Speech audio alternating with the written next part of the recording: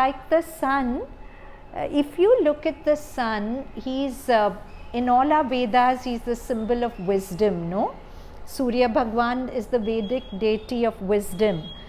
And we would never think that in one shaft of sunlight, there is all the wisdom of the Upanishads and more. But energetically, it is so. And the sun is constantly generating light. But there's, as far as we know, there's nothing on the sun that benefits from the light, right? It constantly makes light to give to other planets, earth, whatever. So its very nature is to give.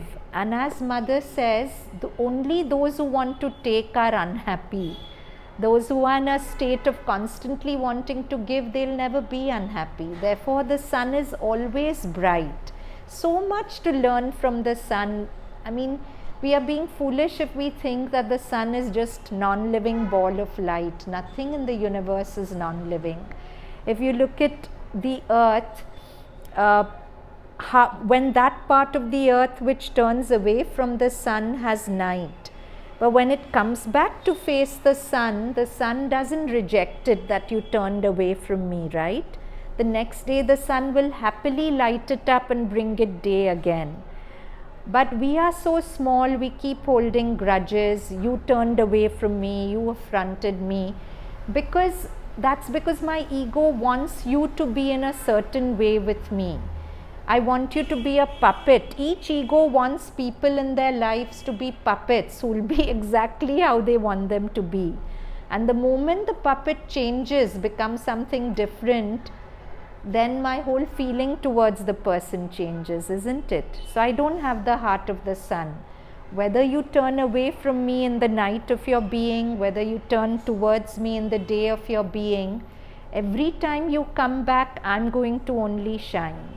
So that is giving. If you really want to know the heart of giving, contemplate the sun, because the sun is really, therefore Rumi says that after all these years, the sun never asks the earth, never tells the earth, you owe me. And what happens with a love like that? The whole universe gets lit. After all these years, the sun never tells the earth, you owe me. And this is what our ego is always telling people we are in relationship with. No, I did so much for you. You should at least behave like this with me. You should at least not say this to me. You should at least say that to me. But look at the sun. After all these years where it's just made the earth blossom, it never tells the earth you owe me, right? So that is if we want to learn of the law of sacrifice, it's from the heart of the sun. Constantly giving without wanting anything in return, just for the joy of giving. And therefore the sun is, we always associate sunshine with joy, right? Because it actually has a vibration of joy. In the northern countries where there's no sun for some months, because how they are placed, it's known that depression is very high.